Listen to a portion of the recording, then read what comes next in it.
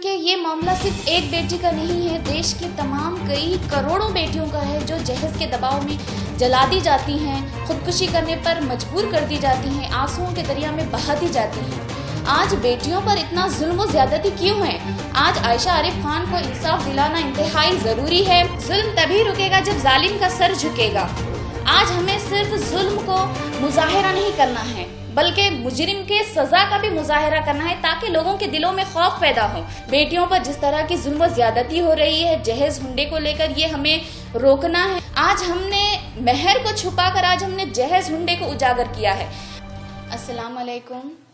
लगातार 3 दिन से मुल्क में एक गम का और अफसोस का, दुख का माहौल है आयशा आरिफ खान की खुदकुशी को लेकर।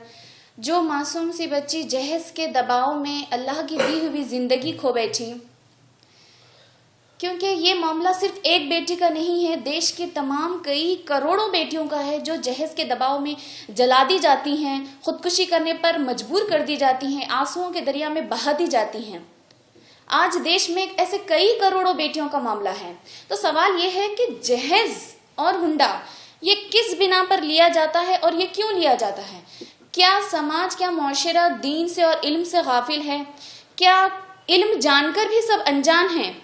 तो अगर वाकई में गाफिल है तो मैं कहूँगी कि कुरान मजीद को समझें, उसकी चंद आयात को समझें।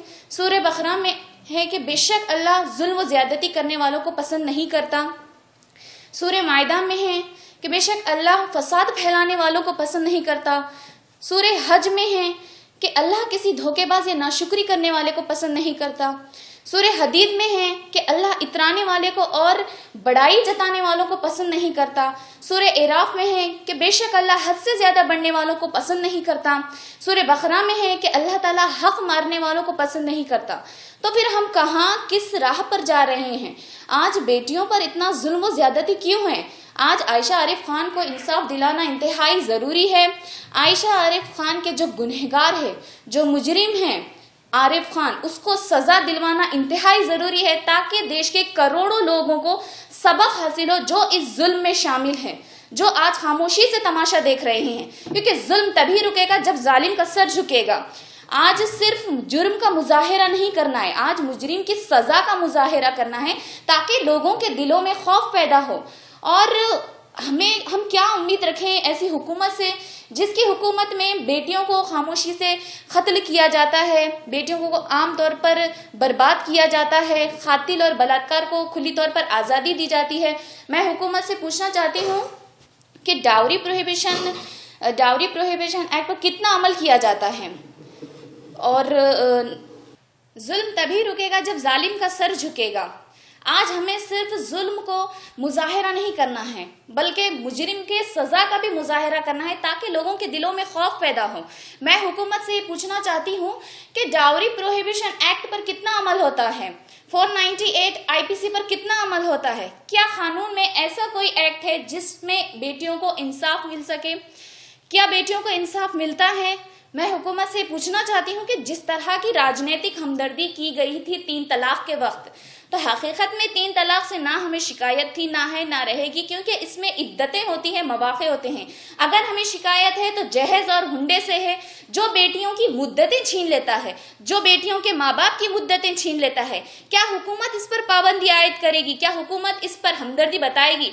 मैं तमाम अवाम को कहूँगी कि इस तरह का जुल्म रोकना ये हमारा काम है। बेटियों पर जिस तरह की जुल्म व ज्यादती हो रही है जहेज हुंडे को लेकर, ये हमें रोकना है। क्योंकि जिस दीन में बेवाओं को सहारा देने का हुक्म किया गया, जिस दीन में बेटियों को रहमत माना जाता है, बीवियों को, खातून को एक रौनक माना जाता है, माओं को जन्नत से आला मुकाम दिया गया है, आज हमने उसी दीन को अपने हाथों से मुश्किल कर दिया है। आज इसी वजह से जो है हम मजलूम बनते जा रहे हैं।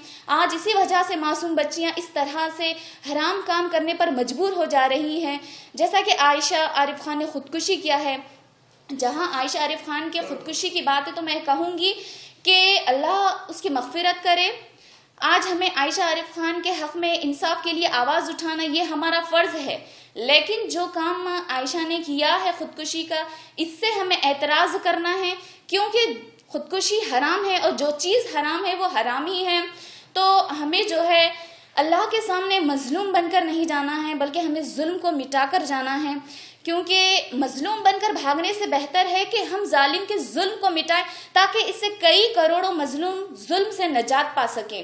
آج کیونکہ اللہ تعالیٰ خود کہتا ہے کہ بے شک دشواری کے ساتھ آسانی ہے، یقیناً دشواری کے ساتھ آسانی ہے، کیونکہ بیویاں جب مظلوم ہوتی ہیں تو ان کو خلا کا ادھیکار ہے، لیکن آج ہم نے اس چیز کو چھپا دیا ہے، آج ہم نے مہر کو چھپا کر آج ہم نے جہیز ہنڈے کو اجاگر کیا ہے۔ تو کہیں نہ کہیں لا علمی کی وجہ سے، غفلت کی وجہ سے آج ہم مظلوم ہوتے جا رہے ہیں۔ تو ہمیں چاہیے کہ ہم صحیح راہ پر چلیں، کیونکہ ہمیں جو ہے جب ظلم ہو رہا ہے تو ہمیں ظلم کے خلاف میں کھڑے ہو کر اسے ختم کرنا ہے، تاکہ کئی جو مظلوم ہیں ان کو بھی انصاف مل سکے۔ اگر عائشہ یہ قدم نہ اٹھاتے ہوئے، اگر اپنے والدین کے حق میں اگر ان کے ساتھ کھڑے ہو کر اگر وہ عارف خان کو اگر سزا دلواتی تو دیش کے نہ جانے کتنے کروڑوں بیٹیوں کو انصاف ملتا۔ آج جو قدم اس نے اٹھایا ہے یہ پوری طرح سے غلط ہے، یہ اس کے والدین کے لیے زندگی بھر کا ایک غم ہے، اتنا ہی نہیں دیش کی تمام بیٹیوں کے لیے غم ہے، کیونکہ اس طرح کے قدم نہ اٹھائیں، کیونکہ ایسا قدم اٹھانے سے انصاف نہیں ملتا بلکہ اور جو ہے غمزدہ کا ماحول پیدا ہوتا ہے۔ تو ضروری ہے کہ ہم جو ہے خوف سے بھاگنا نہیں ہے بلکہ حوصلے سے مخالف میں ظلم کے سامنے جو ہے ٹھہرنا ہے اور اسے ختم کرنا ہے۔